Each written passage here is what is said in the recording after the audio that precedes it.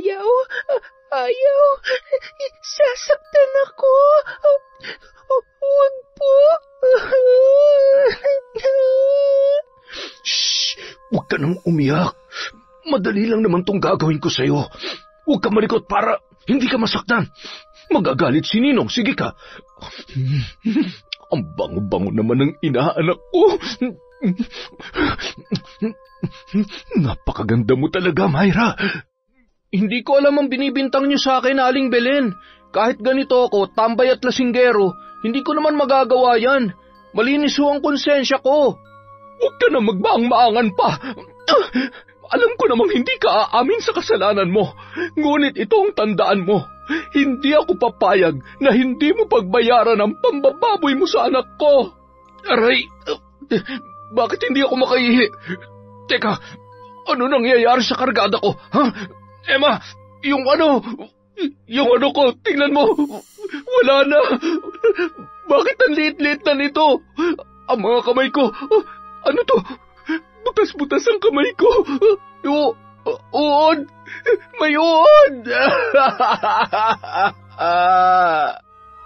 Taon 2015, Mindoro. Bandang 12:00 ng hating gabi sa isang baryo sa nasabing lugar, nakakabingi ang katahimikan sa buong paligid. Mahimbing na ang mag-anak ni Mang Danilo habang ang lalaki ay hindi pa makatulog dahil sa iniinda nitong sakit. Bigla na lang sumikip ang kanyang dibdib at nahirapan sa paghinga. Gigisingin niya sana ang asawa niyang si Belen, ngunit nagpasya na lamang siyang lumabas ng kwarto para kumuha ng tubig. Naglalakad na nakahawak sa kanyang dibdib si Mang Danilo, papunta sa mesa kung saan nakalagay ang isang pitsyel ng tubig at baso. Manginig-nginig pa ang lalaki na nagsasalin ng tubig sa baso at nang akmang iinumin niya na sana yon, bigla na lamang yung natumba at nabitawan ang baso dahilan para mabasag yon.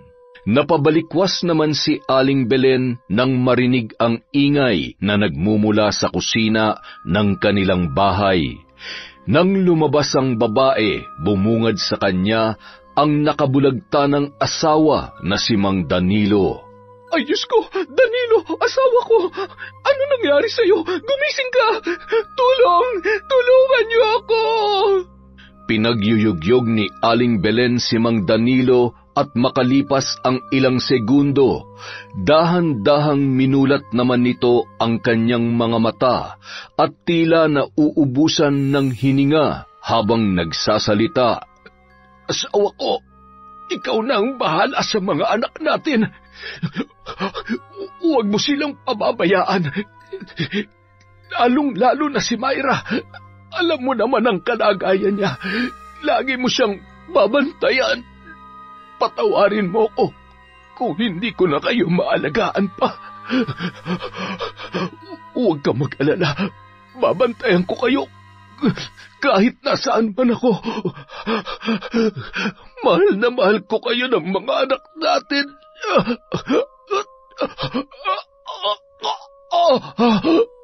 Huwag ka magsalita ng ganyan, Danilo. Dadalhin kita sa ospital. Hindi ka pa mamamatay. Hindi mo kami pwedeng iwan. Lumaban ka. Pakiusap, huwag mo kaming iiwan ng mga anak mo. Hindi ko kaya na mawala ka sa buhay namin. Danilo! Asawa ko!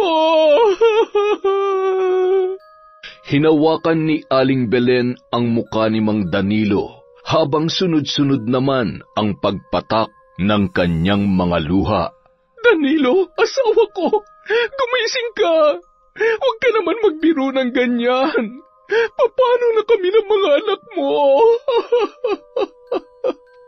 Nagising naman si Myra, ang panganay na anak ng mag-asawa, nang marinig ang pagsigaw ni Aling Belen.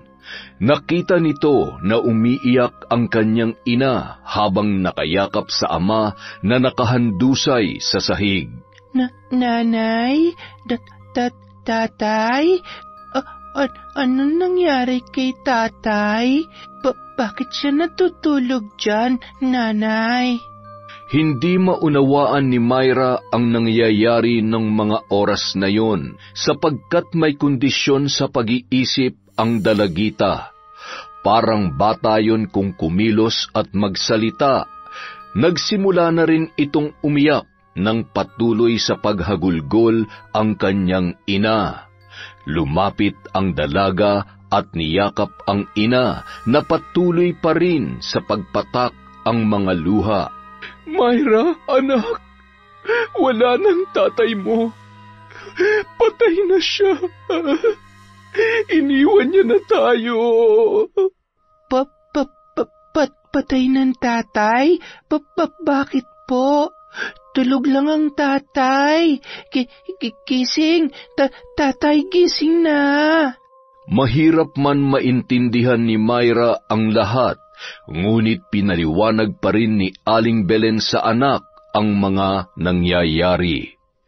Kinaumagahan, habang inaasikaso ni Aling Belen ang burol ng kanyang asawa at hinihintay ang mag-eembalsamo, pansamantalang nakalagay sa isang katre ang bangkay ni Mang Danilo.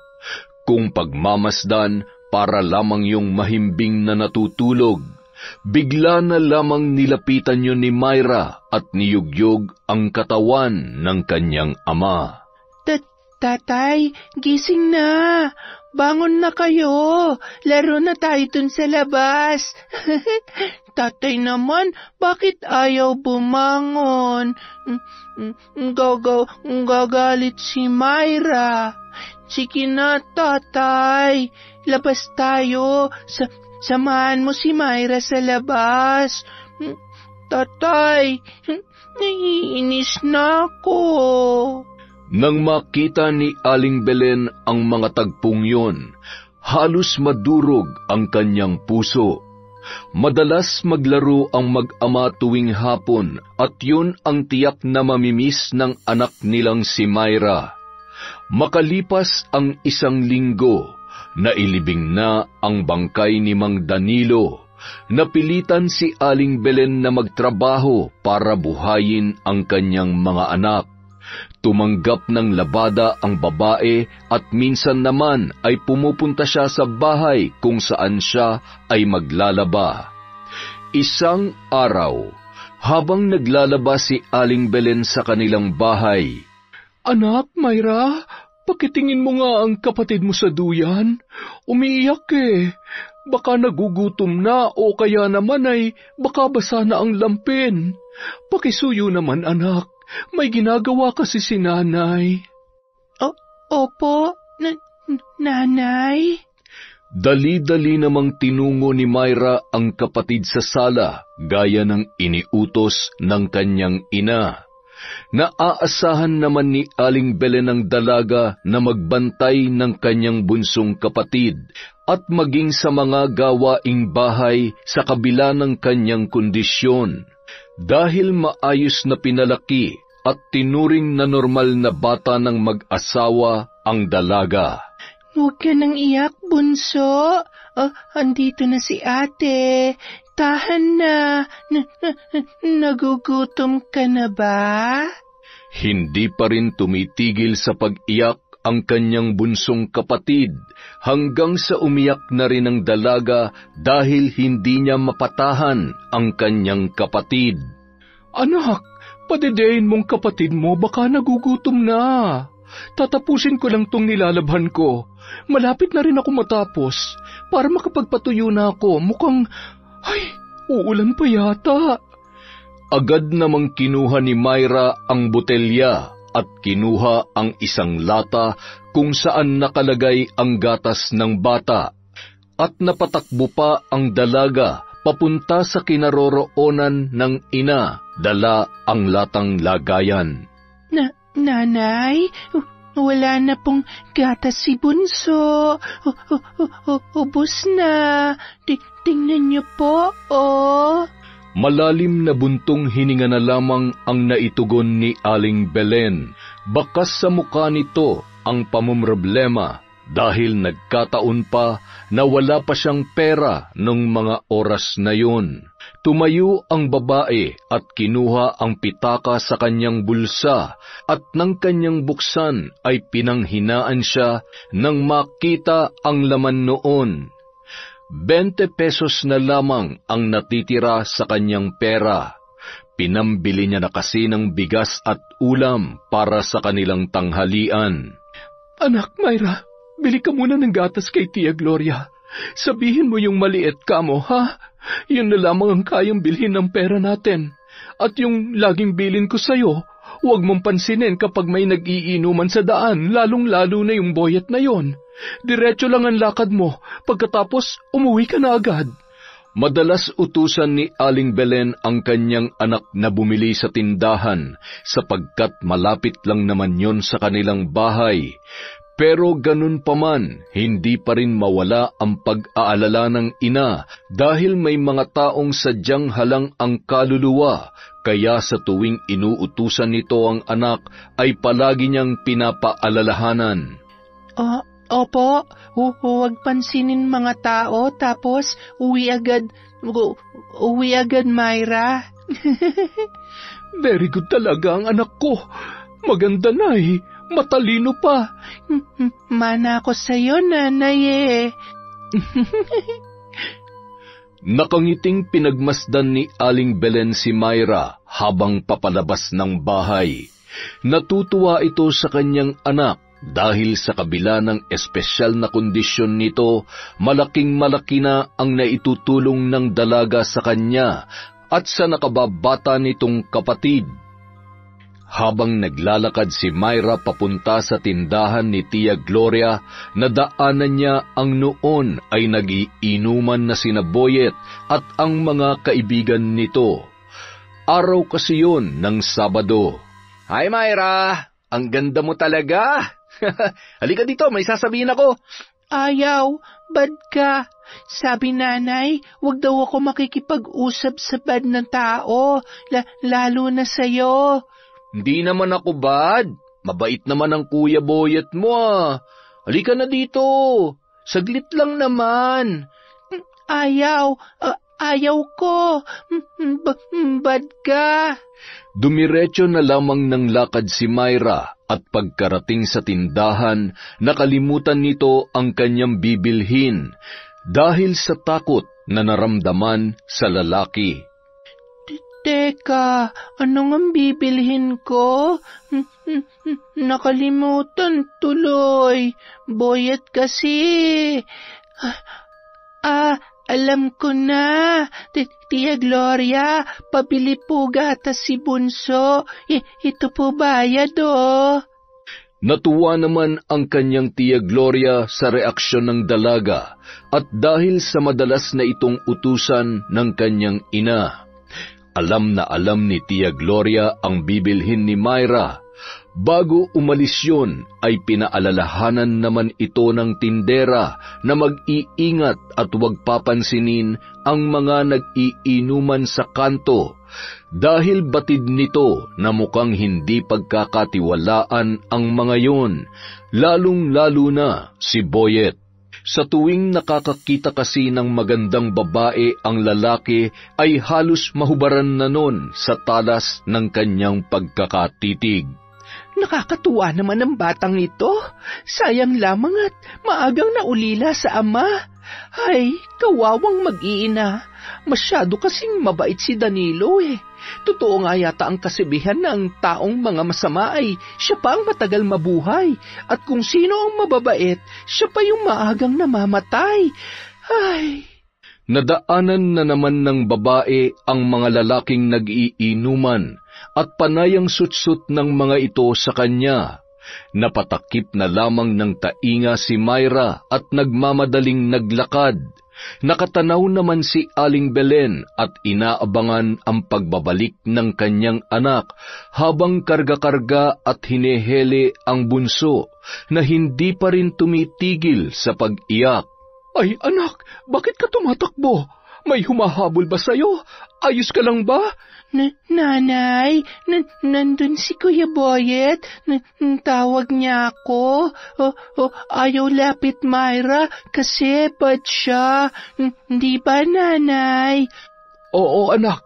Tama lang ang ginawa mo. Huwag na huwag kang lalapit sa lalaking yon. Nakabili ka ba ng gatas ni Bunso? Akin na, anak. Ako na magtitimpla at baka matapon pa. Nagugutom na itong kapatid mo. Bakas sa mukha ni Aling Belen ang pagkabahala. Kung pwede lang sana na huwag niyang palabasin ng bahay ang anak dahil maaaring malagay sa peligro ang buhay nito, lalo na sa mga walang hiyang lalaki na walang ibang alam gawin kundi ang magpakalulong sa bisyo at magpakalunod sa alak. Isang araw, habang nagluluto si Aling Belen ng kanilang hapunan, nagpaalam si Myra na maglalaro sa labas ng kanilang bahay. Ayaw niya sanang payagan yun sapagkat hindi niya ito mababantayan, ngunit mapilit ang anak at umiiyak na yon.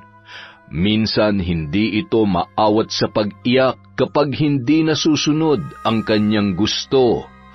Para mapatahan ay pinayagan na lamang ito ng kanyang ina. Sige anak, basta pangako mo sa akin na hindi ka lalayo. Naiintindihan mo ba ang nanay? Huwag matigas ang ulo, ha? Magagalit si nanay kapag hindi ka sumunod sa sinasabi niya. Maliwanag ba? Opo, Nanay. Yehey! Labas na si Myra! Lumabas na ang dalaga at pumapalakpak pa habang patalon-talon sa sobrang tuwa. Sakto namang napadaan si Boyet sa harap ng bahay ni na Aling Belen at natanaw ng lalaki si Myra na naglalarong mag-isa habang sinusuklayan ang kanyang laruang manika. Psst! Myra, gusto mo ng candy? Halika, lumapit ka sa akin. Marami akong dala dito sa bulsa ko. Halika na! Nag-aalangan na lumapit si Myra kay Boyet dahil sa sinabi ng ina nito na masama ang lalaki. Ngunit nang makita niya ang candy, natuwa ang dalaga at agad na lumapit sa lalaki. Ang ganda naman ng manika mo. Kasing ganda mo, Myra. Pwede ko bang hawakan niyang laruan mo? Mula ulo hanggang paang tinitigan ni Boyet ang dalaga. Akmang hahawakan niya na sana ang buhok nito nang matanaw ni Aling Belen at dali-daling lumapit sa kinaroroonan ng dalawa. Hoy Boyet, layuan mo si Myra. Subukan mong lumapit ulit sa anak ko at makikita mo. Ilang ulit ko bang sasabihin sa iyo na huwag kang lalapit sa kanya. Alam kong may binabalak kang masama kay Myra.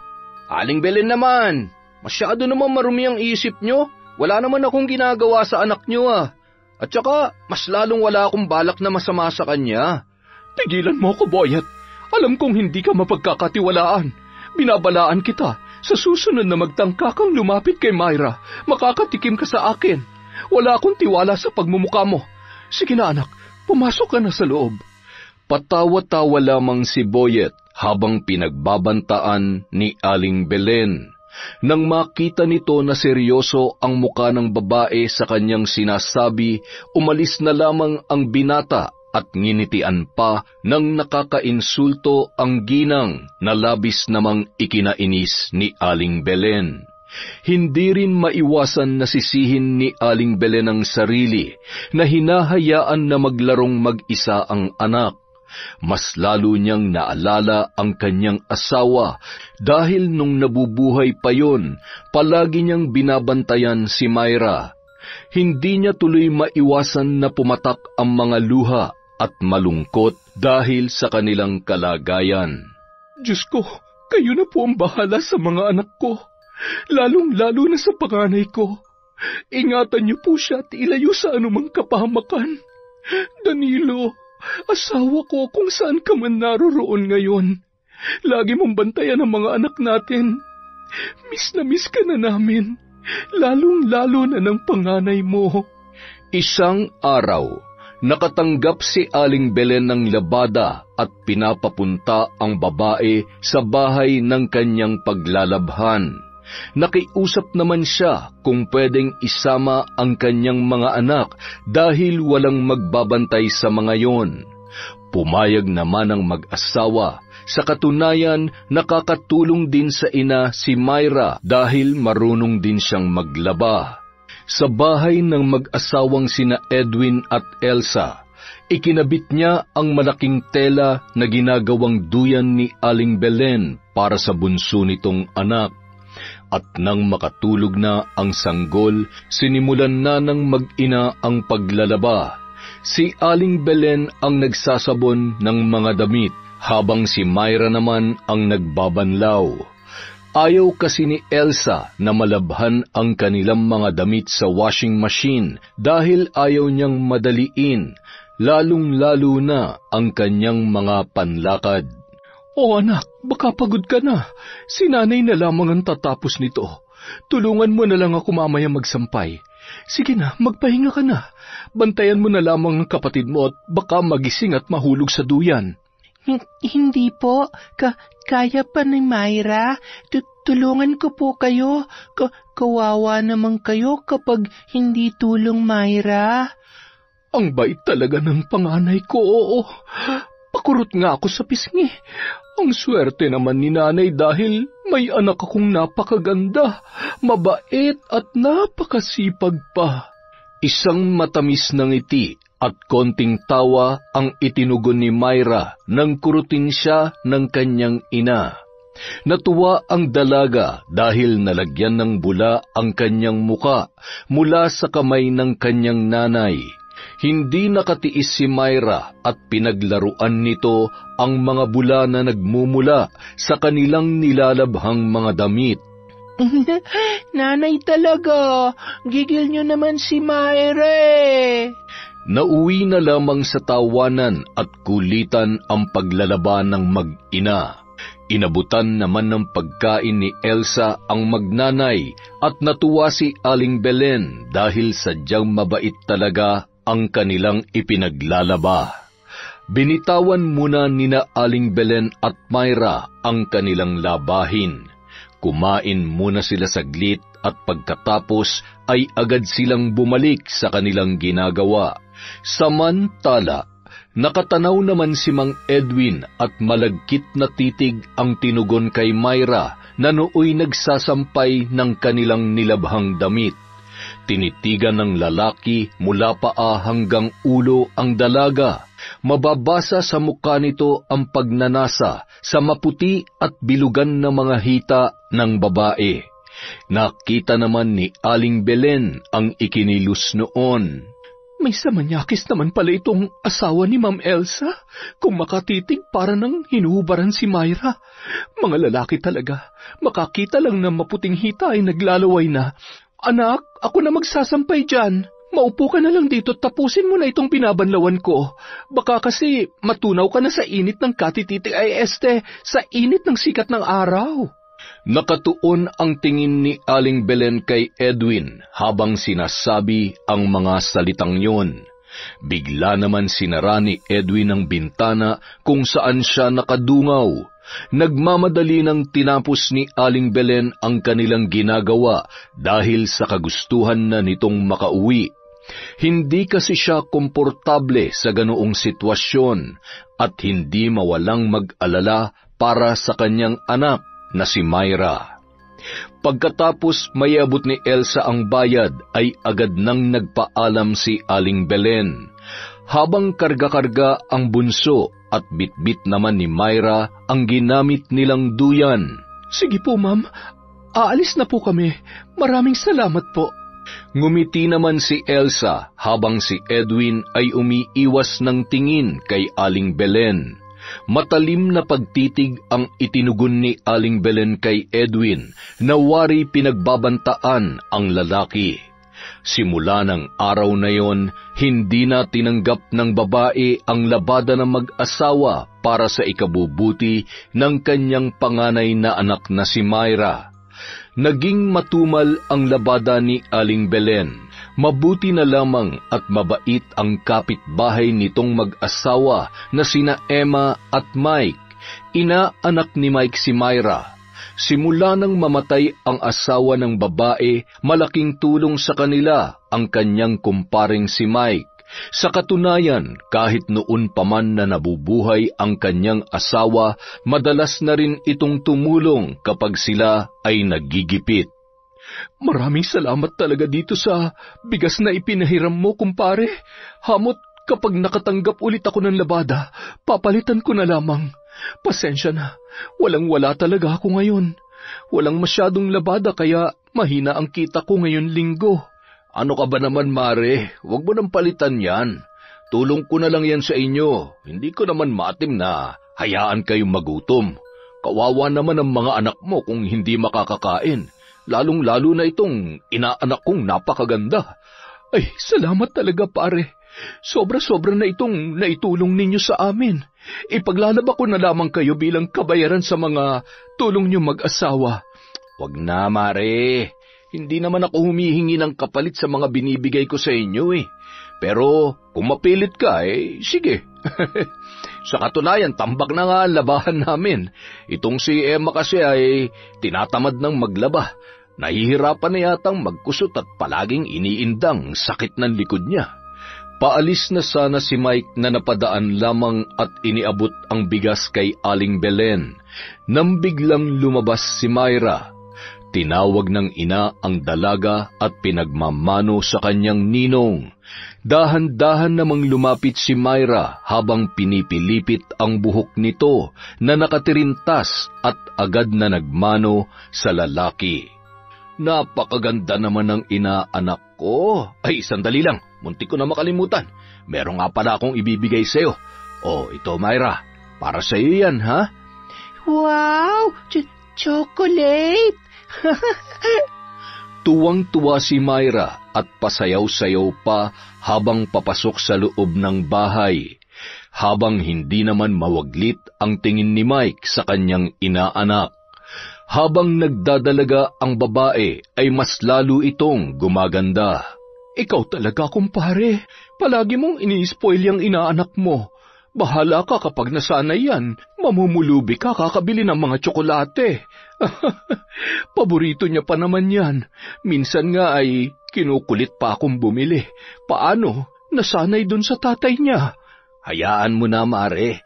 Nag-iisa ko lang namang inaanak yan si Myra at natutuwa ako sa kanya. Napakabait na masipag pa. Masaya ako sa tuwing natutuwa ang inaanak ko. Alam mo na, nasasabik lang ako na magkaroon ng anak. Sa tagal ng pagsasama namin ni Emma wala pa. Hindi kami pinalad na magkaroon ng anak. Hindi na rin nagtagal at nagpaalam na si Mike sa kanyang kumaring si Belen. Walang tigil sa pagpapasalamat ang babae sa tulong na binibigay sa kanila ng kanyang kumpare. Isang araw ng linggo at tulad ng dati tuwing umaga ay nagsisimba ang mag-iina. Habang papauwi sa bahay ay nadaanan nila si Boyet na noon ay nag-iinom na naman sa may tindahan ni Aling Gloria. Ang ganda talaga ng anak nyo, Aling Belen. Sayang, kung wala lang siyang kondisyon sa pag-iisip ay matagal ko nang niligawan niyang si Myra. Pwede ba, Boyet? Tigil-tigilan mo nga ang anak ko. Kaaga-aga wala kang ibang magawa kundi ang maglasing. At kung nagkataon man, bakit sa tingin mo ba papayag akong ligawan mo ang anak ko? Ano mapapala sa iyo ni Myra? Ni kahit nga siguro pagligo hindi mo kayang gawin. Tingnan mo nga itsura mo. Sa tingin mo may babae bang magkakagusto sa iyo? Kung tulad mo lamang naman ang mapapangasawa, ay mas mabuti pang tumandang dalaga. Ba, sakit niyo naman yata magsalita, Aling Belen ah. Wala namang personalan, naliligo naman ako 2 beses pa nga 2 beses sa isang linggo. Napuno ng tawanan ang lugar kung saan nag-iinuman sila Boyet. Maging ang mga kaibigan nito ay hindi mapigilan na mapahalakhak. Ewan ko sa iyo, Boyet. Puro ka kalokohan. Sa susunod na pagtripan mo ang anak ko, malilintikan ka na talaga sa akin. Matagal na ako nagtitimpi sa iyo, ha? Habang kinakausap ni Aling Belen si Boyet, nakatago naman sa kanyang likuran si Myra. Halata sa kanyang mga kilos na natatakot sa binata, kaya mas lalong nainis si Aling Belen sa lalaki. Pinandilatan saka umalis ang mag-iina habang naiwan na napakamot ng ulo ang binata. Napakasungit talaga nung aling yun. Nakakatakot kung magalit. Parang kayang pumatay ng tao. Kinabukasan, maagang gumising si Aling Belen para maaga ring masimulan ang kanyang paglalaba. Nagluto muna siya ng kanilang agahan bago niya sinimulan ang kanyang gagawin. Sinamantala ng ina ang pagkakataon habang mahimbing pang natutulog ang kanyang mga anak, lalong-lalo na ang kanyang bunso. Mabuti na lamang at tulog na tulog pa ang bunso ko. Kailangan ko na magmadali nang sa ganun ay marami pa akong matapos na gawain.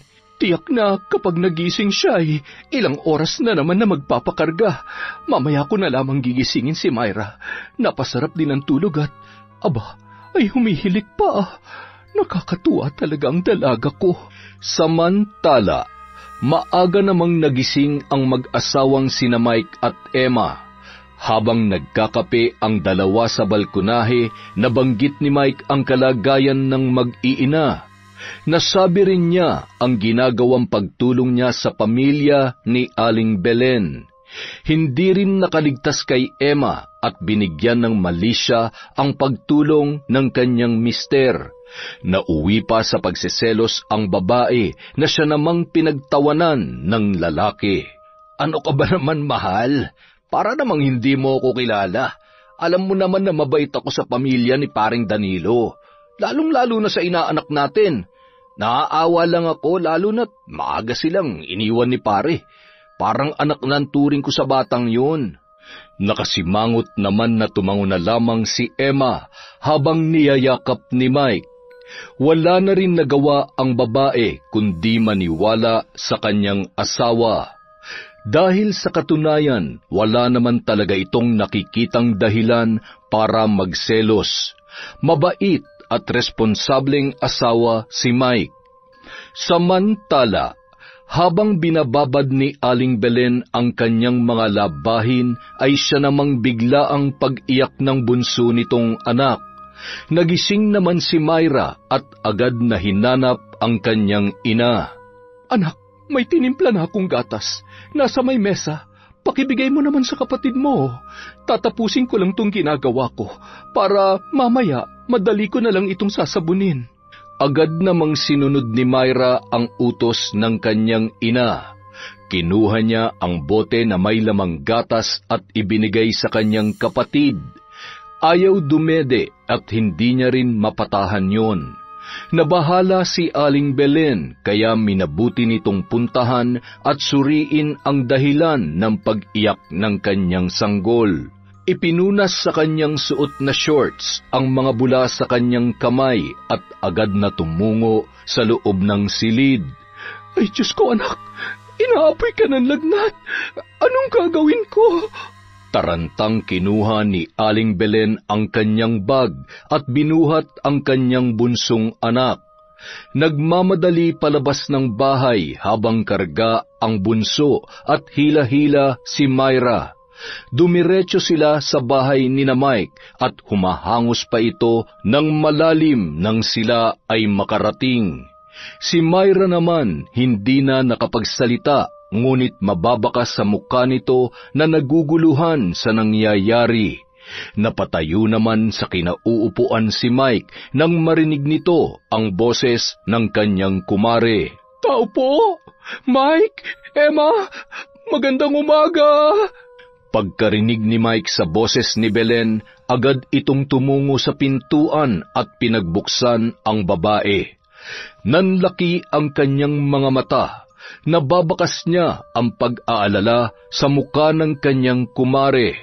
Oh, mare, ano nangyari? Saan kayo pupunta? Hindi na ako magpapaligoy-ligoy pa, pare. Pwede ba akong makisuyo sa inyo mag-asawa? Pwede ko ba munang iwan dito si Myra? Kailangan ko lang dalhin sa ospital itong bunso ko. Ang taas ng lagnat niya eh. Mahihirapan kasi ako kapag sinama ko pa si Myra. Hindi ko naman pwedeng iwan mag-isa sa bahay. Alam mo naman ang kondisyon niya. Wala naman akong ibang pwedeng mapag-iwan sa kanya. Ay, ano ka ba naman, Mare? Sige na, lumakad ka na. Kami na ang bahala sa inaanak ko. Mag-iingat kayo, ha? Sige pare, salamat. Anak, dito ka lang muna sa ninong at ninang mo, ha? Tumango-tango na lamang si Myra. Kahit ganoon ang kondisyon ng dalaga ay madali rin naman itong nakakaintindi. Habang kinakausap ni Mike si Myra, biglang natigilan sila nang marinig ang pagkulo ng tiyan ng babae. Oh, ay mukhang nagugutom na yata ang inaanak ko ah. Opo, nagugutom na po ako, Ninong. Gusto nang kumain ni Myra.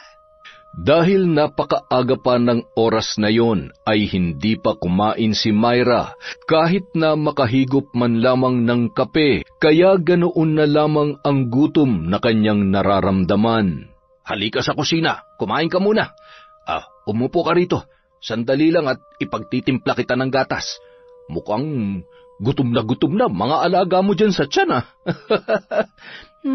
Alaga? May alaga po ako sa tiyan, Ninong. Paano po sila nakapasok dito sa tiyan ko? Napatawa na lamang ang lalaki at sinabing nagbibiro lamang siya. Dahil kung ipapaliwanag niya pa kay Myra ang sinasabi nito, baka abutin pa siya ng ilang oras bago maintindihan ng dalaga. Ipinaghain niya na lamang ang babae at pinagtimpla ng gatas na maiinom. Samantala, nakakunot noon naman ang asawa ni Mike habang pinagmamasdan ang magninong.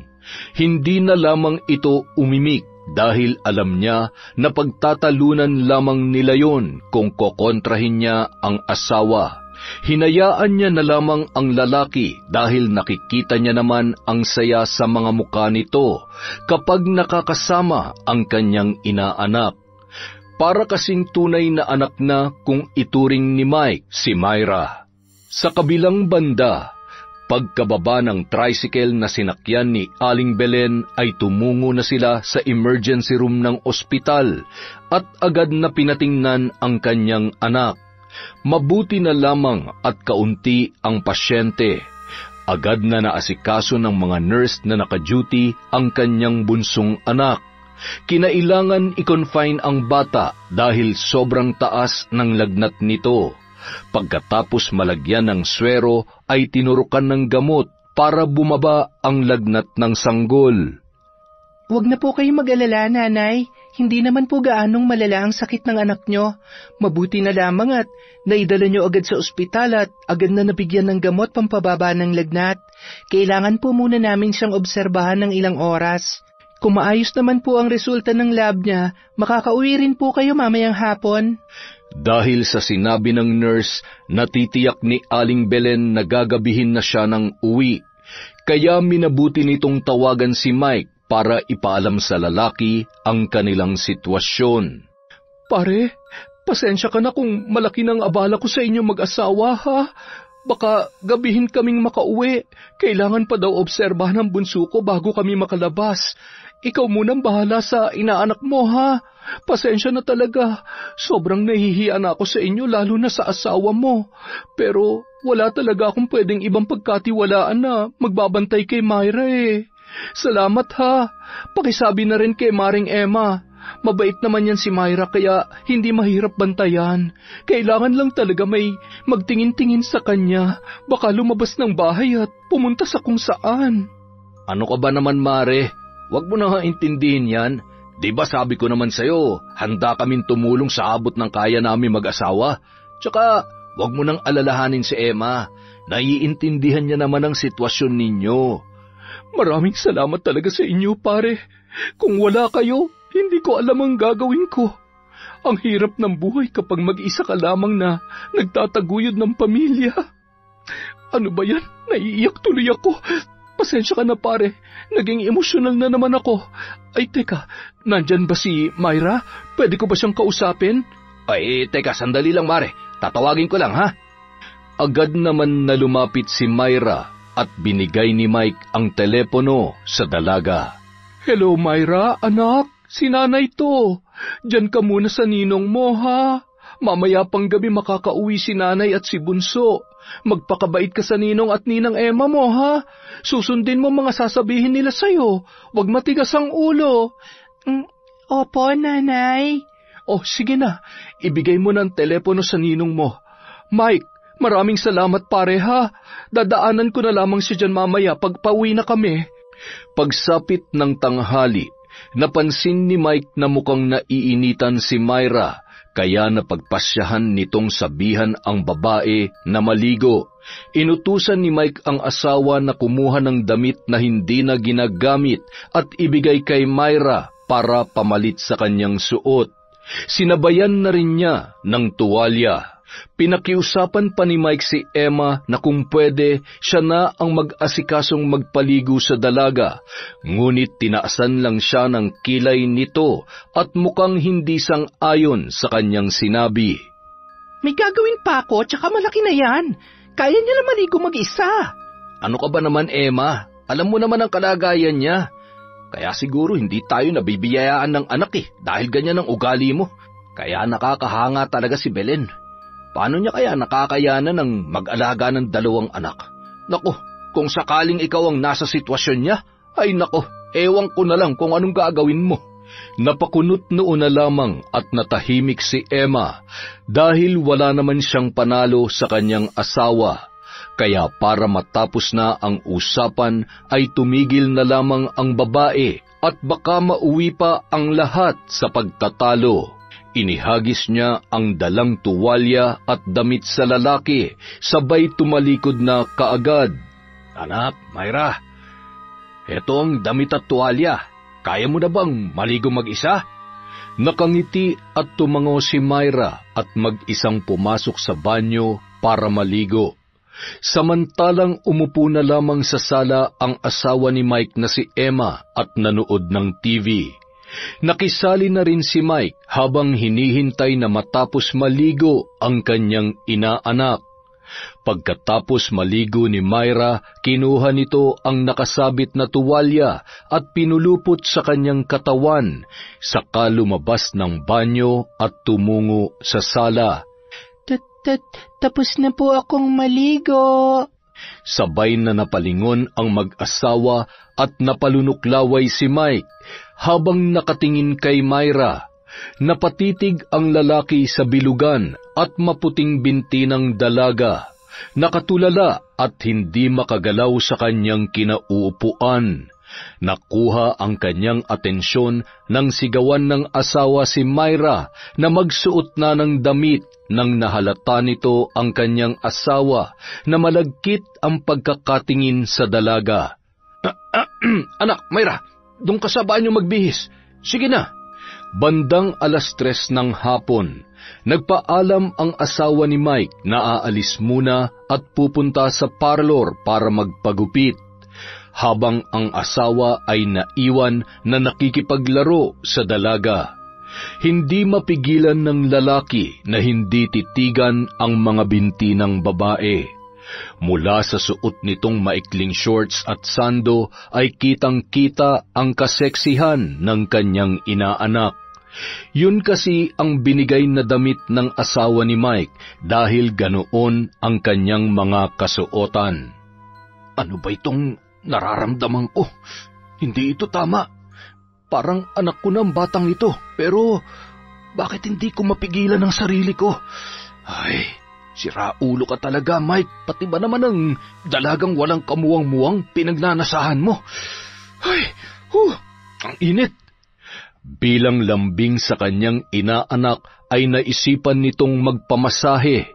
Pinahilot niya ang kanyang likod dahil madalas ito ang sumasakit sa kanya. Agad naman sumunod ang dalaga. Abay, hindi lang pala maganda at sexy ang inaanak ko.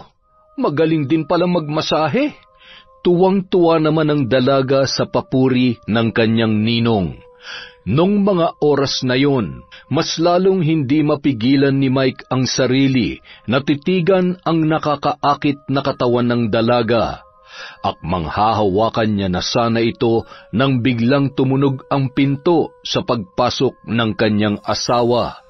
Nagpatuloy pa rin sa pagmamasahe si Myra sa kanyang ninong at tumigil lamang ito nang tumayo na ang lalaki para salubungin ang asawa at kumustahin ang kanyang lakad.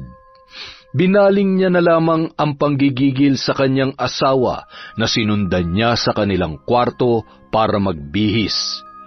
Makalipas ang ilang oras, nag-aagaw na ang liwanag at dilim nang makalabas sina Aling Belen ng ospital at dumiretso ito sa bahay ng kanyang kumpare para sunduin na ang panganay na anak na si Myra. Tao po! Magandang gabi, Emma! Mike! Oh, Mare! Ay, butit nakalabas na kayo ng ospital. Kumusta ang bunso mo? Magaling na? Tuloy ka muna, Mare. Ay, salamat pare. Ito maayos na rin ang lagay ng anak ko. Nawala na ang lagnat niya. Susunduin ko na pala si Myra. Teka, nasaan pala siya? Eh, sakto. Katatapos lang namin kumain. Nandoon sa kusina, naghuhugas. Napakasipag naman pala talaga ng inaanak ko. Sabi ko nga, huwag na maghugas kasi baka mabasa pa siya pero mapilit eh. Sandali, tatawagin ko lamang. Maupo ka muna, Mare. Baka gusto mo munang kumain. Ay, wag na pare. Salamat na lamang. May binili na rin ako ditong pagkain namin. Siya, sige. Sandali lamang at tatawagin ko si Myra, ha? Pagkatawag ni Mike kay Myra, patakbo itong tumungo sa kinaroroonan ni Aling Belen at mahigpit na niyakap ang kanyang ina. Nanlaki ang mga mata ng ginang na makita ang itsura ng kanyang anak.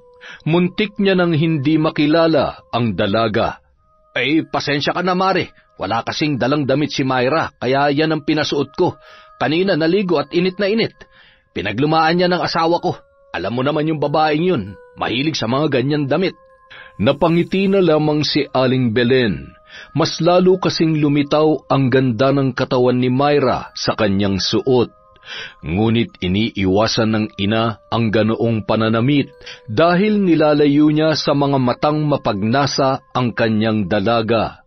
Kaya mahabang palda at bestida lamang ang madalas na ipinapasuot niya rito. Paano ba yan, pare? Hindi na kami magtatagal. Maraming salamat, ha? Pakisabi na lamang kay Mare. Tutuloy na kami. Salamat ulit. Pasensya na sa istorbo. Wala yun, Mare. Sino-sino pa ba naman ang magtutulungan kundi tayo? Basta pag may kailangan ka, huwag ka lang mahiya magsabi. Siya, sige na at lumalalim na ang gabi para makapagpahinga ka na rin. Hindi naman kalayuan ang bahay nila Aling Belen, kaya halos ilang minuto lang ang nakalipas ay narating na nila ang kanilang tahanan. Pagkatapos mag-asikaso at kumain ay agad na rin silang nagpahinga dahil halos maghapon na napagod si Aling Belen sa pagbabantay sa kanyang anak sa ospital at dala na rin ng sobrang init kaya halos kahit nakaupo lang siya maghapon ay pagod na pagod ang buo niyang katawan. Samantala, habang nakahiga na sa kama ang mag-asawang Mike at Emma, hindi mawaglit sa isipan ni Mike ang itsura ni Myra nang lumabas yun sa banyo na nakatapis ng tualya. Halos sa tuwing ipipikit nito ang kanyang mga mata ay nakikita niya ang itsura ng kanyang inaanak. Mas lalong sumidhi ang kanyang pagnanasa kay Myra. Ay, ano ba tong naiisip ko? Makatulog na nga lang. Baka kung saan pa mapuntang kalikutan ng utak ko. Mike, may kausap ka? Parang nagsasalita ka na yatang mag-isa. Huwag mo sabihin na nananaginip ka. Hindi ka pa naman natutulog. Kanina ka pa hindi mapakali dyan, ah. Wala, may naalala lang ako. Sige na, matulog na tayo. Kinaumagahan, Pagbukas ng bintana ni Aling Belen ay bumungad sa kanya si Boyet, na nooy napadaan at pasuray-suray na pasilip-silip sa kanilang bahay, na wari mo ay mayroong hinahanap. Mukhang papauwi pa lamang ito at inabot na ng umaga sa kakainom at lasing na lasing. Mabilis na kinuha ni Aling Belen ang anirola at sabay na sinaboy ang laman kay Boyet, na halos humaba na ang leeg sa kasisilip sa may bintana. Saktong tumama ito sa muka ng lalaki at nahimasmasan ng maamoy ang ihi na sumambulat sa kanyang muka. Ay, lintik, anong... Aling Belen naman, bakit niyo naman ako sinabuyan ng ihi niyo? Ang panghi! Mukhang amoy ihi ng matanda. Sabagay, matanda na nga pala kayo. Yan ang bagay sa'yo. Kaya aga-agay naninilip ka. Wala ka na talagang matinong gawain. Sa susunod na gawin mo ulit yan, hindi na ihi ang isasaboy ko sa'yo. Hahabulin na kita ng itak na lintik ka. Umalis ka na at makakasira ka ng araw. Aling Belen naman, wala naman ako masamang gagawin. Pauwi na ako't napadaan lang dito, tapos... Hay nako, huwag ka na magpaliwanag. Umalis ka na at baka nakikita mo tong hawak ko, ha? Ano? Isang araw, sa hindi inaasahang pangyayari ay nagkasakit ang asawa ni Mike, dahilan para matambak ang kanilang labahan. Hindi rin yon maasikaso ng lalaki dahil abala ito sa kanyang trabaho. Kaya naisipan niya na makiusap kay Aling Belen na kung pwede ay ipaglabas sila. Ay, ano ko ba naman pare? Pwedeng-pwede, para kahit papaano ay mabayaran ko naman ang mga tulong na ibinibigay mo sa amin. Hindi na nag-aksaya pa ng oras si Aling Belen at agad na pumunta kasama ang dalawang anak sa bahay ng kanyang kumpare na si Mike. Nung araw ding yun, hindi pumasok sa trabaho ang lalaki para alagaan ang kanyang asawa. Agad na sinimulan na mag-ina ang paglalaba, habang nagsasampay si Myra ng mga naunang natapos ng kanyang ina. Basang-basa ang damit nito na halos dumikit na sa kanyang katawan ang suot na damit, na lalong nagpalitaw sa kanyang kaseksihan. Ilang oras lang natapos na ang mag-ina sa paglalaba. Nang iabot ng kanyang kumpare ang bayad ay tumanggi si Aling Belen na kunin ang pera. Sige na, Mare, tanggapin mo na ito, kahit pambili ng gatas ng bunso mo. Nakakahiya naman sa'yo. Ito na nga lang sanang alam kong paraan para makabayad sa mga tulong mo ay. Tapos, binabayaran mo pa ako. Ano ka ba naman, Mare? Ilang ulit ko bang sasabihin sa iyo na huwag mo na yung isipin? Huwag ka mag-alala, balang araw ay mababayaran mo rin ang mga naitulong ko sa inyo. Baka nga mas higit pang maibigay mo sa akin. Ha? Anong ibig mong sabihin? Hindi, wala yun. Sige na, tanggapin mo na ito. Pinagpaguran nyo naman ito kaya wala kang dapat ikahiya. O siya, aakyat na ako sa taas at pakakainin ko na si Emma. Pakisarado na lamang ang pinto pag alis nyo, Mare, ha?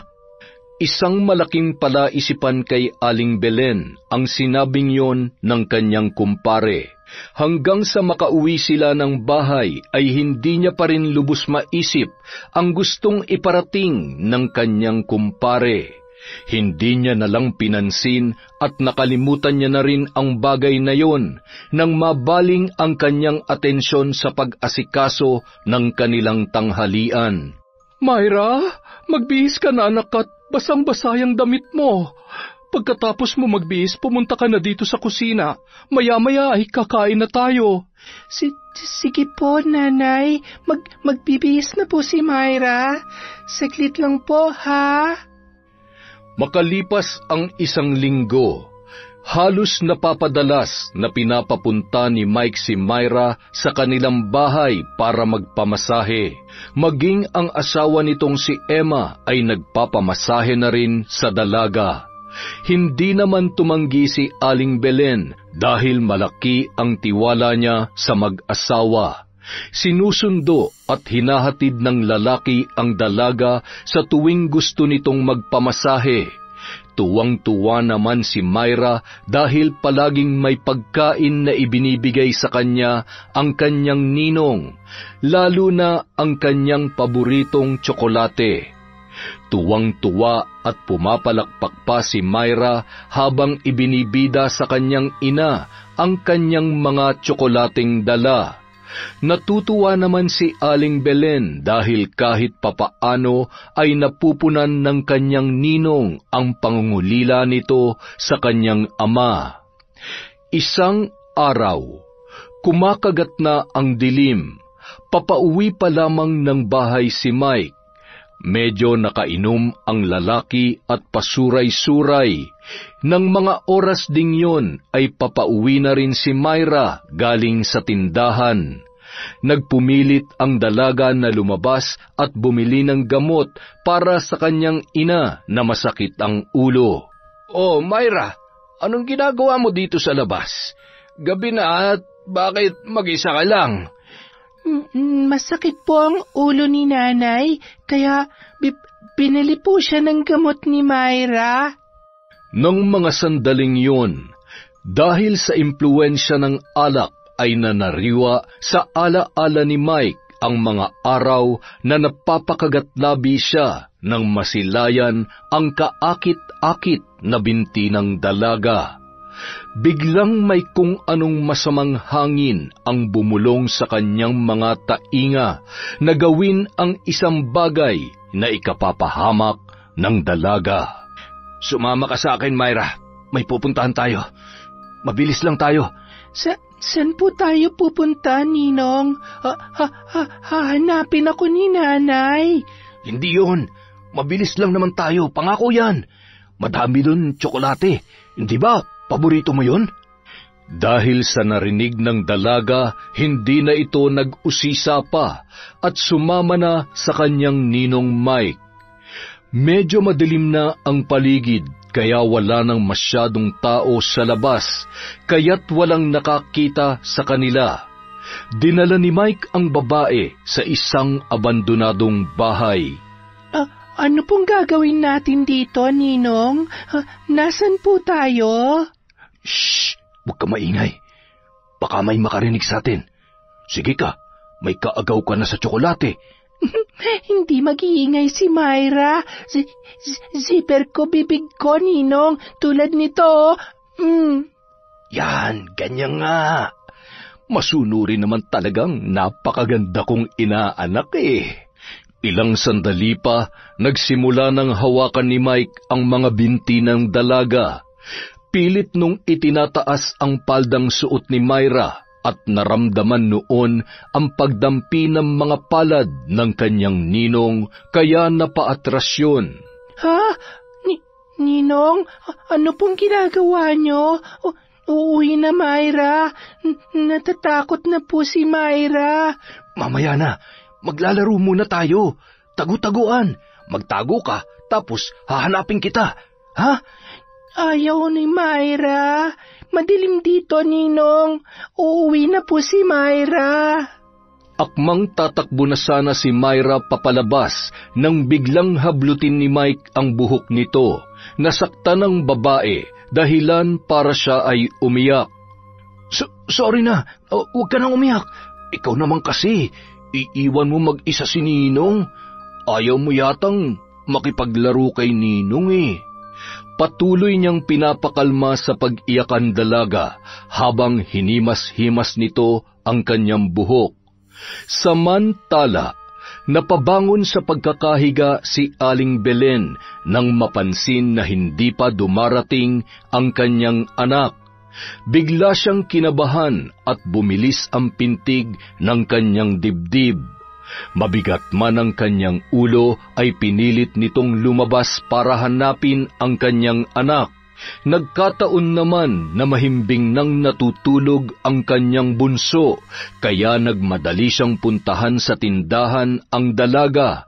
Baka sakali na nandoon pa yon.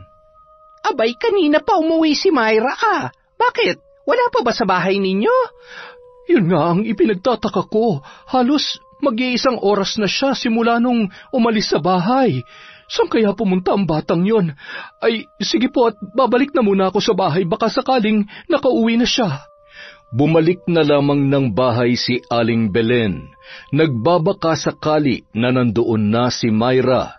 Ngunit mas lalong tumindi ang kanyang kabang nararamdaman nang makalipas ang ilang minuto ay wala pa rin yon. Nakisuyo siya sa kanyang kapitbahay na bantayan muna ang kanyang bunsong anak at hahanapin niya ang nawawalang si Myra. Samantala, Ayaw ko. Sasaktan ako. Huwag po, Ninong. Shh! Huwag ka nang umiyak. Madali lang naman tong gagawin ko sa'yo. Huwag kang malikot para hindi ka masaktan. Magagalit si Ninong, sige ka. Ang bango-bango naman talaga ng inaanak ni Ninong. Napakaganda mo talaga, Myra. Hindi man lamang nakapanlaban ang dalaga at naisagawa ni Mike ang masamang balak nito sa kanya. Halos mawalan ng malay si Myra dahil sa sakit na nararamdaman sa maselang bahagi ng kanyang katawan. Maging ang kanyang mga binti ay hindi niya rin maigalaw. Bagka, Ninong. Sinaktan mo, Myra. Sumbong kita kay nanay. Huwag mong tatangkain na magsumbong sa nanay mo. Kung hindi, papatayin ko siya. Lalo na yung bunso mong kapatid. Naintindihan mo ba ako? Samantala, hindi magkamayaw sa paghahanap si Aling Belen. Halos lahat ng tao na kanyang nakasalubong ay napagtanungan niya na. Ngunit wala ni isa sa kanila ang nakakita sa kanyang anak. Diyos ko, nasaan na ba ang batang yon? Wala naman sana masamang nangyari sa kanya. Anak, Myra, kung nasan ka man ngayon, anak ko, umuwi ka na. Sinubukan ni Aling Belen na humingi ng tulong sa mga opisyal ng barangay. Naghiwa-hiwalay ang mga yon sa paghahanap sa nawawalang si Myra. Makalipas ang ilang oras, nagpasya na munang umuwi ng bahay si Aling Belen. Nagbabaka sakali na sa mga oras na yon ay nakauwi na ang dalaga. Nang makarating siya ng bahay, biglang nanlumo ang babae nang makita ang anak na magulo ang buhok at napakadungis ng itsura. Hindi niya na rin ininda ang kanyang sakit ng ulo dahil nangibabaw na sa kanya ang pag-aalala para kay Myra. Diyos ko, anak ko, saan ka magaling? Anong nangyari sa'yo? Bakit ganyan ang itsura mo? Sino may gawa nito sa'yo, ha? Anak, magsalita ka! Wala ni isang salita na lumabas sa bibig ni Myra. Agad na pumasok yun sa loob ng kwarto. Nakatulala at nanginginig pa rin ang buo niyang katawan. Tumutulo ang luha habang nilinisan ni Aling Belen ang madungis na katawan ng dalaga. Pinalitan niya rin ang suot na damit noon at palda. Nanginginig ang kamay ni Aling Belen nang makita ang dugo sa pribadong kasuotan at kulay puting palda ng dalaga. Hindi maaari. Sino may gawa nito sa'yo, anak ko? Hayop! Mapapatay ko siya! Anak, patawarin mo si nanay! Patawarin mo ko! Nang gabing yon, tumungo sa bahay nila ang ilang opisyal ng barangay at nagpasalamat naman si Aling Belen sa tulong at pagmamalasakit ng mga yon. Pinili niya munang ilihim ang nangyari sa kanyang anak. Naiiyak na hinihimas ang buhok ni Myra na noon ay natutulog na. Basa pa rin ang mga pilik mata dahil sa matinding takot. Lalo lamang nag-alala ang kanyang ina nang nilagnat ang dalaga. Kinaumagahan. Anak, tumingin ka kay nanay. Alam kong natatakot ka, pero makinig ka sa akin. Nandito ako. Tutulungan kita. Sino ang... Nanay! Ayaw! Papatayin niya! Papatayin niya tayo, nanay! Anak, hindi totoo yan. Tinatakot ka lamang niya. Sige na, sabihin mo na ang totoo. Hihingi tayo ng tulong sa mga pulis at tutulungan nila tayo. Sakit, nanay. Masakit po. Pilit niya ako, nanay. Umiiyak ang dalaga habang tinuturo ni Myra ang maselang parte ng kanyang pagkababae. Parang dinudurog ang puso ni Aling Belen dahil sa nangyari sa kanyang panganay na anak. Hindi na yon pinilit pa ng ginang dahil mas lalo lamang yung mahihirapan at matatakot. Sa pagkakataong yon, isa lang ang pumasok sa utak ni Aling Belen na maaaring gumawa noon sa dalaga. Si Boyet, ang tanging naiisip niya na may masamang motibo sa kanyang anak. Nagngingit-ngit na pinuntahan ni Aling Belen ang bahay ni Boyet.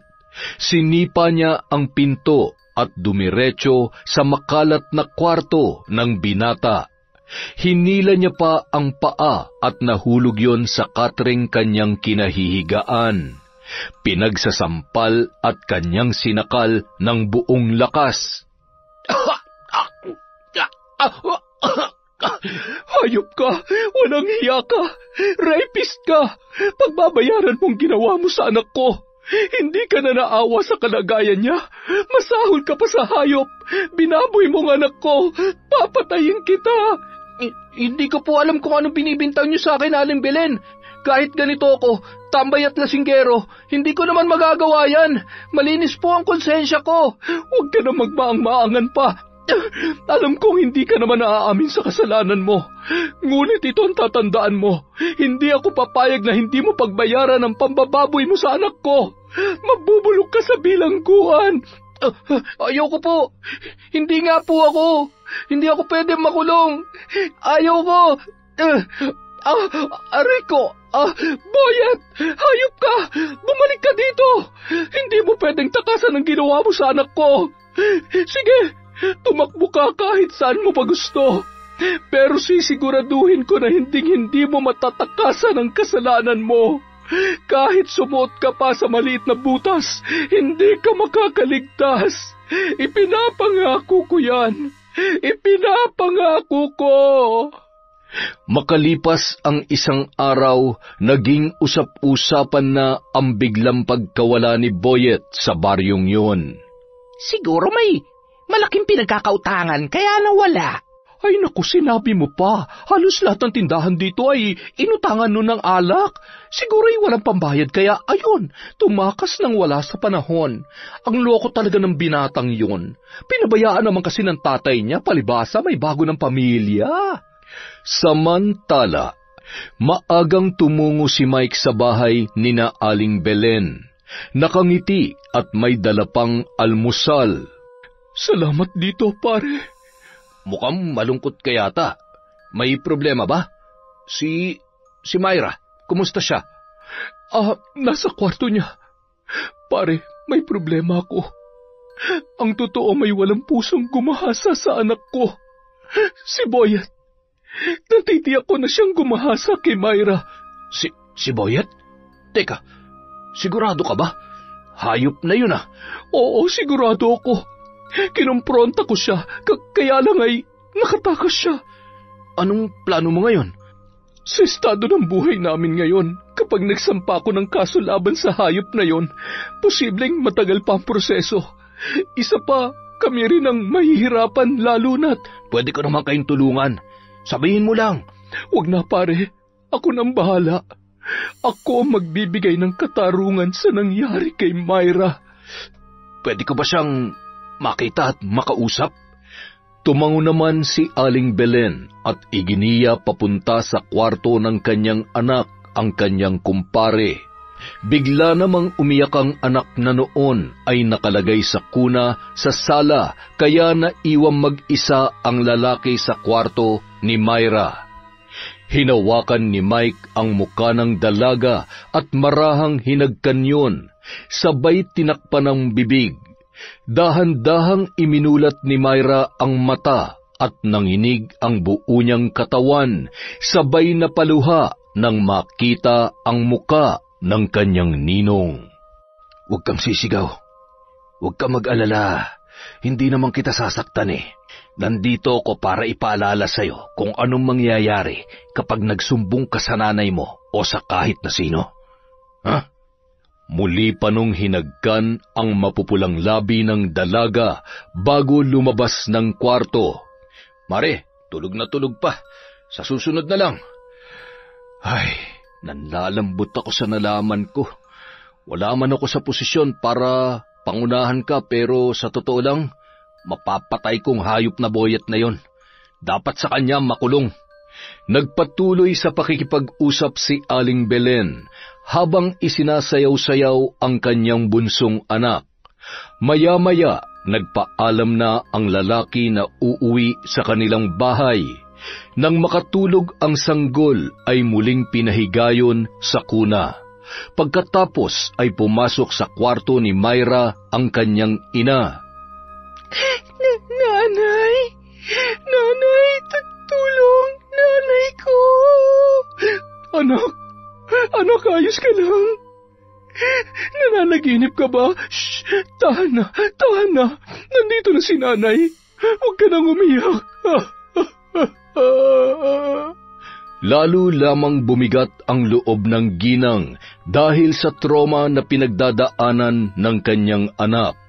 Buong araw ay pinag-iisipan niya kung anong dapat niyang gawin upang maipaghiganti ang noon ay tila wala pa rin sa sarili na si Myra.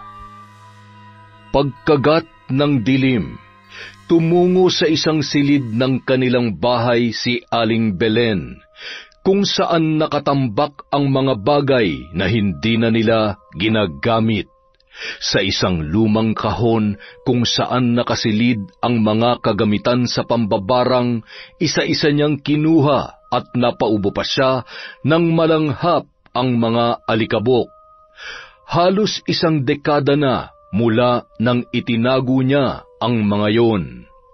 Inaantay ng ginang na sumapit ang 6:00 ng gabi bago simulan ng ritual ng pambabarang. Maagang pinatulog ng babae ang kanyang mga anak nang sa gayon ay maisagawa niya ng maayos ang kanyang ritual. Sa pamamagitan ng aking itim na kapangyarihan, ipinag-uutos ko na parusahan ng taong walang awang humalay sa aking anak. Matinding sakit ng ulo ang kanyang mararamdaman. Hindi siya patutulugin ng kanyang konsensya. Sa bawat pagpaon ng karayom sa manikang ito ay ang nakakabaliw na sakit. Mawalan ng buhay at unti-unting bumalik sa pagkabata ang iyong sandata.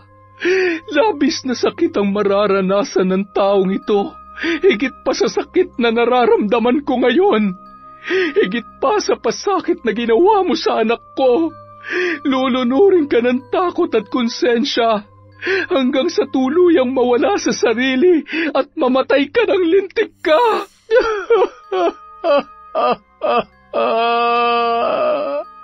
Samantala, sobrang alinsangan ang naramdaman ni Mike. Sa katunayan ay naligo pa yon pagkatapos maghapunan. Pagkahiga ay nagpaikot-ikot lamang yon sa kanyang higaan at hindi pa rin mapalagay. At sa tuwing pinipikit nito ang kanyang mga mata, ay mukha ni Myra na labis ang pagmamakaawa ang kanyang nakikita. Napapahawak rin siya sa puson dahil sa sobrang pananakit noon na hindi niya maipaliwanag kung bakit. Maya-maya pa, nagising si Emma nang sumigaw ng malakas ang kanyang asawa. Aray! Parang tinutusok ng karayom ang ulo ko at ang puson ko. Ano bang nangyayari sa akin? Emma, tulungan mo ko! Taranta namang tinulungan ni Emma ang kanyang asawa, ngunit hindi nito alam ang kanyang gagawin, lalo na nang makita nito na halos inuuntog na ni Mike ang ulo sa pader at namimilipit na yon dahil sa sobrang sakit. Kumuha ng gamot sa sakit sa ulo si Emma at pinainom ang kanyang asawa. Hindi naman tumalab ang gamot, sa halip mas lalo pa yung lumala. Nakatulog na lamang yon sa kakaiyak. Kinaumagahan, nagising si Aling Belen dahil sa tumatawag sa labas ng kanilang bahay. Kasama nun ang matalik niyang kaibigan. Napakunot noo siya, sabay hinawakan ang muka ni Boyet at ang kamay noon. Wala man lamang yung bakas ng kanyang pambabarang. Aling Belen, pasensya na po kung tinakbuhan ko kayo noong nakaraan. Natakot po kasi ako eh. Pero handa po akong patunayan sa inyo na hindi talaga ako ang gumahasa kay Myra. Kasama ko po kahapon si Louie. Maniwala po kayo sa akin. Totoo po yun, Aling Belen. Crush niya po talaga si Myra, pero hindi niya naman po magagawa yung sinabi ninyo. Gago lang po yan, pero takot naman po yan makulong. Mukhang nagsasabi siya ng totoo. Hindi siyang nakatanggap ng sumpa. Ibig sabihin, sige na, makakaalis na kayo. Siguraduhin mo lamang na nagsasabi ka ng totoo. Tandaan mo, nakakamatay na ang pagsisinungaling ngayon. Tumango-tango na lamang ang dalawa at papaalis na sana yun nang biglang, kaya ko pong humarap sa anak niyo para patunayan na hindi po talaga ako ang... Ay, lintik! Sinabi ko nung umalis na kayo. Pinapaalis ka na nga eh. Humihirit ka pa. Teka lang ha. Gusto mo bang nasa na ba yung arinola ko? Ay, naku po Diyos ko. Ha, halika na. Dalian mo, Louie. Baka malason tayo dyan. Sige po, alis na po kami. Pagkaalis ni Boyet at ng kanyang kaibigan ay sinundan pa sila ng tingin ni Aling Belen. Habang nag-iisip at medyo naguguluhan, dinampot niya ang walis tingting at tumungo sa labas ng kanilang tarangkahan. Maya-maya, natanawan niya ang mga taong nagkukumpulan mula sa di kalayuan. Nilapitan sila ng ginang at nagbubulungan pa ang mga yun habang nakatanaw sa bahay nila Emma. Anong nangyayari? Bakit parang nagkakagulo sa bahay ni Emma? Abay, oo. Ang sabi ng kapitbahay kong albularyo ay mukhang binabarang daw. Ay, nakakatakot. Binabarang? Sino? Paano niya nasabing may kakaibang sakit ang dumapo kay Mang Mike at nakakaawa na raw ang itsura? Hindi makagalaw sa kanyang kinatatayuan si Aling Belen. Pinipilit nitong pagtagpi-tagpiin ang mga pangyayari. Bakit kay Mike dumapo ang barang na ginawa niya? O nagkataon lamang na dinapuan din ito ng sakit? Para makasiguro ang babae, minabuti niyang puntahan sa bahay ang lalaki para matiyak kung tama nga ang kanyang hinala. Nang makapasok siya sa bahay ni Mike, ay paalis na rin ang mga taong naroon. Nanlaki ang mga mata ni Aling Belen nang makita niya ang kalagayan ng kanyang kumpare. Hayop ka! Ikaw ang gumahasa sa anak ko! Anong pinagsasasabi mo, Mare? Bakit mo naman sa akin binibintangan nangyari sa anak mo? Alam mo naman na parang anak ko na si Myra at hindi ko kayang gawin yun sa kanya. Siguraduhin mo nagsasabi ka ng totoo dahil nasisiguro kong sarili mong kasinungalingan ang tatapos sa buhay mo. Pinaghahampas naman ni Emma ang asawa niya nang marinig ang mga sinabi ni Aling Belen. Mariin namang itinatanggi yun ni Mike at pinipilit ang kanyang asawa na wag maniwala. Naguguluhan ng sobra si Aling Belen. Nagmamadaling umalis at umuwi ng bahay. Pagdating sa kanyang bahay ay mahinahon niyang kinausap ang anak at pinaamin kung ang ninong Mike nito ang gumawa noon sa kanya. Panginginig at pag-iyak lamang ang itinugon ng dalaga na isa lamang ang nais ipahiwatig. Ang lalaking pinagkatiwalaan niya ang humalay sa kanyang anak. Samantala, labis ang kaba na nararamdaman ni Mike dahil natitiyak niya na nabisto na siya ng kanyang kumare. Nagngingit-ngit sa galit habang nakakuyom ang kamao na bumalik si Aling Belen sa bahay ni Mike at isang malakas na sampal ang kanyang pinakawalan. Hayop ka! Paano mo to nagawa sa inaanak mo? Itinuring ka niya nga matapos ikaw lang din pala ang sisira ng buhay niya. Wala kang puso. Hindi kita mapapatawad. Demonyo ka! Magdurusa ka! Teka, sandali. Patawarin mo ko, Belen. Hindi ko naman sinasadya. Lasing ako noon at hindi ko alam ang ginagawa ko. Pinagsisisihan ko na nagawa ko. Patawarin. Pagkatapos ng ginawa mo sa anak ko, saan ka kumukuha ng lakas ng loob na humingi ng tawad? Ito ba ang sinasabi mong kabayaran sa lahat na naitulong mo sa amin? Ito ba? Pues, ngayon pa lamang, gusto kong itatak mo dyan sa kukote mo na maniningil din ako sa kasalanan mo. Gulat na gulat si Emma sa kanyang mga natuklasan. Napahagulhol na lamang yun at hindi malaman ang gagawin ng mga oras na yun. Lumuhod pa yon at nakiusap kay Aling Belen. Itinulak siya ng ginang sabay dinuraan ang mag-asawa bago yon umalis ng bahay. Pagsapit ng gabi, muling nagsagawa ng ritual ang ginang.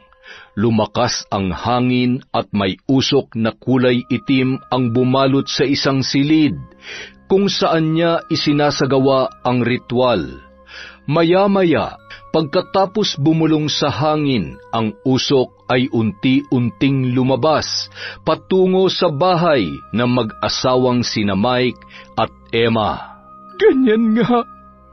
Ngayon mas lalo mong mararamdaman ang puot at paghihiganti ko. Nasa aking mga kamay ang hustisya para sa aking anak. Buhay mo kapalit ng sinira mong buhay ng inosenteng bata.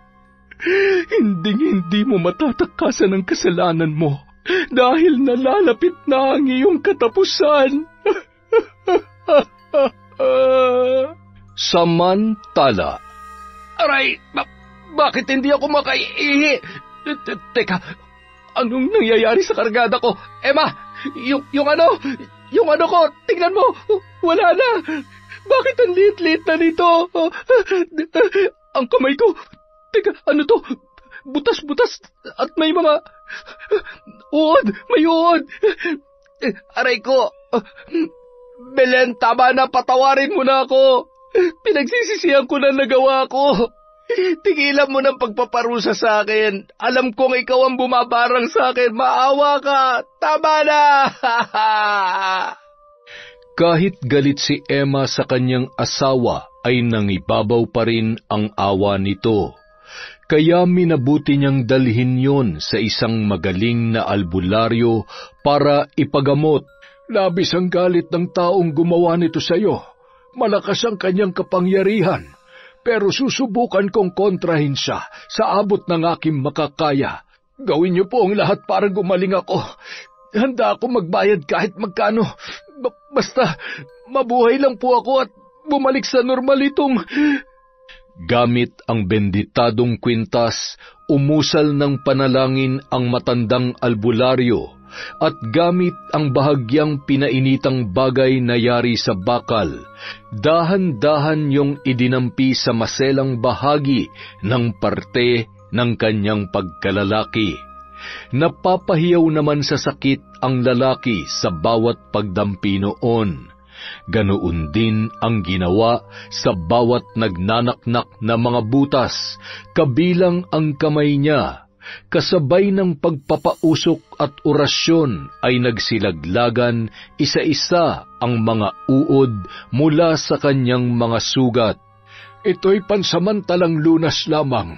Hanggat hindi binabawi ng mambabarang ang sumpa, hindi ka tuluyang gagaling. Natitiyak ko na kahit humingi ka sa kanya ng tawad ay hindi ka patatawarin. Sukdulan ang galit sa puso ng taong ito. Pero kailangan mong subukan ng paulit-ulit. Baka sakaling magkaroon ng puwang sa kanyang puso ang kapatawaran. Sa bisa ng orasyon ng manggagamot, naibsan ang sakit na nararamdaman ni Mang Mike. Kaya kahit hindi man siya gumaling, ay nagpapasalamat pa rin yon sa albularyo. Gayunpaman, hindi pa rin tuluyang nanunumbalik sa dating laki ang kanyang sandata. Nawala man ang ilang mga uod, ngunit naroon pa rin ang napakaraming sariwang sugat at butas-butas sa kanyang mga palad. Nang makauwi ng bahay ang mag-asawa, agad na nakatulog si Mike sa sobrang antok na kanyang naramdaman.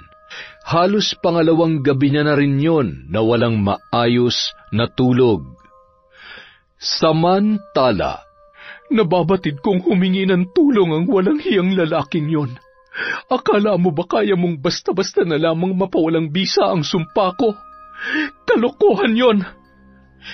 Kinagabihan, muling nagsindi ng itim na kandila si Aling Belen.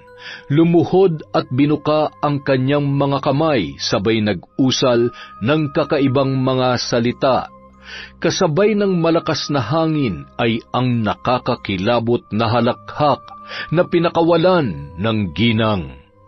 Sa kabilang banda, halos ilang oras pa lamang na nakakatulog si Mike, ngunit nagising na naman ito na humahangos dahil sa paulit-ulit na dumadalaw sa kanyang panaginip ang isang bruhang mambabarang na nakakasindak at nakakabingi ang boses, at sinabayan pa ng matinding sakit ng kanyang ulo at puson. Halos maglupasay na ito sa sahig dahil sa hindi na nito makayanan ang kanyang nararamdamang sakit. Aray, tama na, tigilan mo na ako. Parang awa mo na, Belen. Kung gusto mo, patayin mo na lang ako. Para matapos ng paghihirap kong ito, hindi ko na kaya. Huwag kang mag-alala. Darating tayo dyan. Gusto ko munang ipalasap sa iyo ang hirap at sakit na dinanas ng anak ko. O di ba ngayon, nararanasan mo ng pakiramdam ng sinasaktan ang kahinaan. Pakiramdam ng walang sapat na lakas para lumaban. Halos ganun na ganun din ang nararanasan ni Myra. Lagi itong nagigising sa kalagitnaan ng kanyang mahimbing na pagtulog. Lagi niyang napapanaginipan ang nangyari sa kanya nung gabing yon. Habang tumatagal, mas lalong lumalala ang kalagayan ng dalaga. Palaging tulala at umiiyak dahil sa tromang sinapit noon sa kamay ng kanyang ninong. Makalipas ang 1 linggo, halos araw-araw na pabalik-balik ang mag-asawang Emma at Mike sa albularyo para magpagamot. Kahit alam nilang walang kasiguruhan na gagaling, ay hindi pa rin sinusukuan ni Emma ang kanyang asawa. Isang araw, malubhang-malubha na ang kalagayan ni Mike, hanggang sa siya na mismo ang sumuko na magpagamot.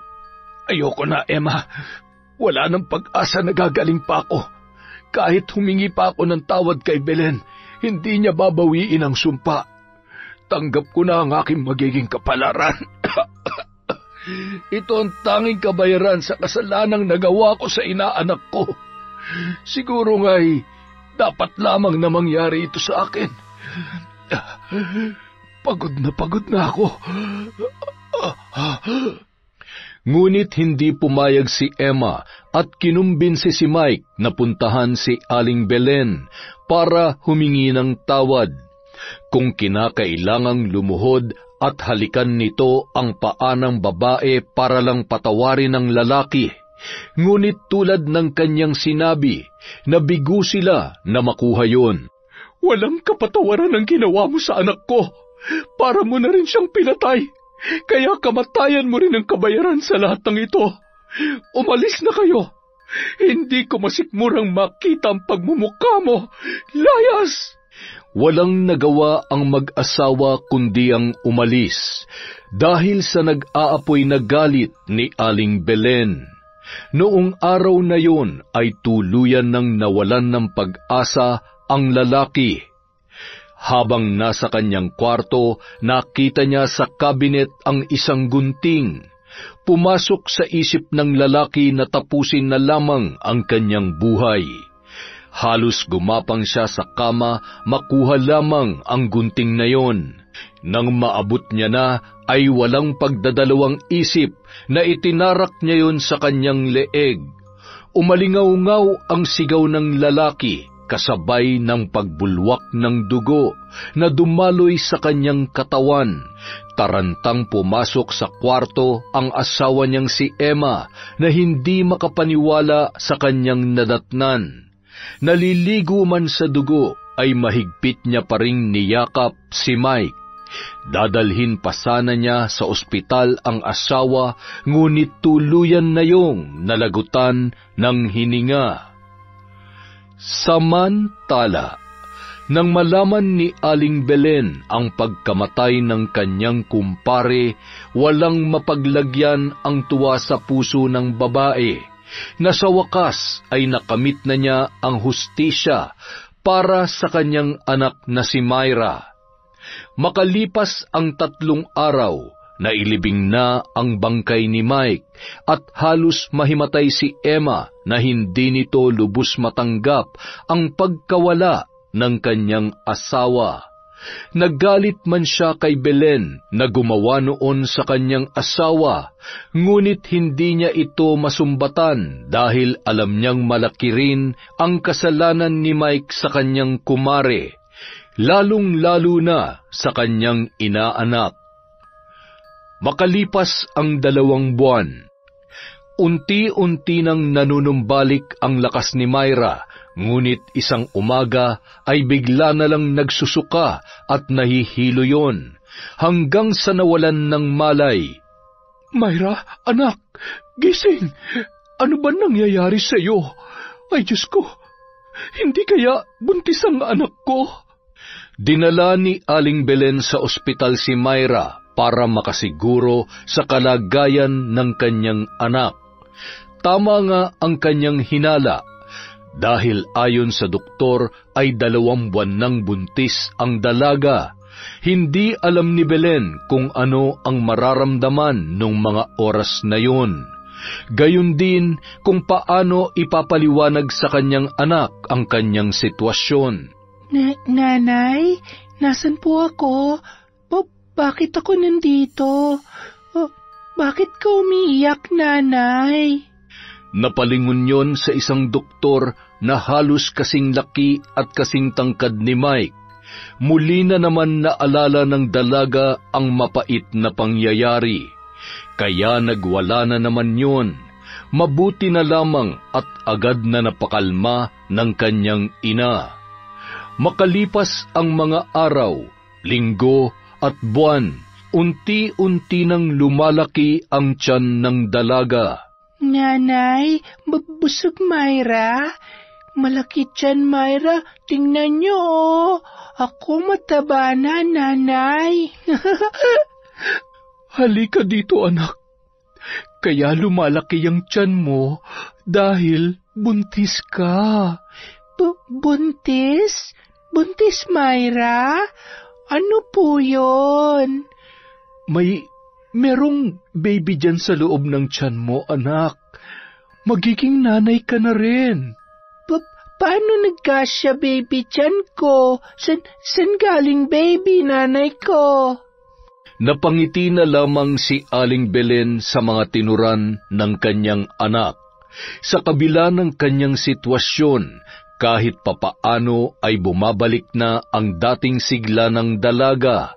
Bumalik na ang pagiging makulit at masayahin nito na halos ilang buwan din na hindi nasilayan ng kanyang ina. Salamat, Panginoon ko. Kahit papaano ay unti-unti nang nakakabawi ang anak ko sa masalimuot na nangyari sa kanyang buhay. Sana rin ay mapatawad niyo ko sa aking nagawa. Patawad kung muli kong niyakap ang itim na kapangyarihan. Labag man sa aking kalooban, ngunit yun lamang ang tanging paraan na naisip ko para makamit ang hustisya para sa aking anak. Alam kong malaking pagkakamali yun, pero sana naiintindihan niyo ako. Susubukan ko rin na bigyan ng puwang ang aking puso na magpatawad at itama sa ibang paraan ang pagkakamaling nagawa ko. Kahit ilang buwan nang patay si Mike, ay hindi pa rin lubos na nakakamtan ni Aling Belen ang tunay na kasiyahan sa kanyang puso. Nakapaghiganti man siya, ngunit may parte sa kanyang damdamin na hindi nawawala ang kalungkutan. Ibinuhos ni Aling Belen ang lahat ng kanyang panahon sa kanyang mga anak, lalo na sa kanyang panganay na noon ay nagdadalang tao. Pinrotektahan niya yun laban sa mga mapanghusga. Huwag kang mag-alala, anak. Nandito lamang si nanay sa tabi mo. Aalagaan ko kayo na magiging anak mo. Mamahalin natin ang baby mo ng buong buo. Bunga man siya ng karahasan, pero isa pa rin siyang biyaya na ibinigay sa atin ng may kapal. Hindi man maiwasan na pagpiestahan ng tsismis si Myra ng mga taong walang ibang alam, kundi ang makialam sa buhay ng iba. Hinayaan na lamang ni Aling Belen at mas tinuon ang pansin sa pag-aalaga at pag-intindi sa anak na si Myra sa sitwasyon nito. Makalipas ang 9 na buwan, Nanay, may dugo. Oh, manganganak ka na, anak. Huwag ka matakot. Nandito lang si nanay. Hinga ka lang ng malalim. Gayahin mo si nanay, ha? Pilit na pinapakalma ni Aling Belen ang anak na si Myra na noon ay hindi na magkamayaw sa pag-iyak dahil sa umaagos na likido sa kanyang mga binti kasabay ng paghilab ng kanyang tiyan. Nataon naman na dumaan si Boyet ng mga oras na yun at narinig ang hiyaw ng natatarantang si Aling Belen. Nang sabihin ng ginang na manganganak na si Myra, ay dali-dali namang pinuntahan ng lalaki ang isang kumadrona sa kanilang baryo. Huwag ka nang umiyak, anak. Papunta na dito ang kumadrona. Kaunting tiis na lang. Dito lang si nanay, hindi kita iiwan. Matapang ka, di ba? Kaya mo yan, anak. Makalipas ang ilang oras, dumating na ang kumadrona kasama si Boyet. Makalipas ang ilang minuto, ay umalingaw-ngaw na ang iyak ng isang sanggol sa buong kabahayan. Napaluha at mababakas ang ngiti sa mukha ni Aling Belen nang masilayan niya ang kanyang napaka-cute at malusog na apo.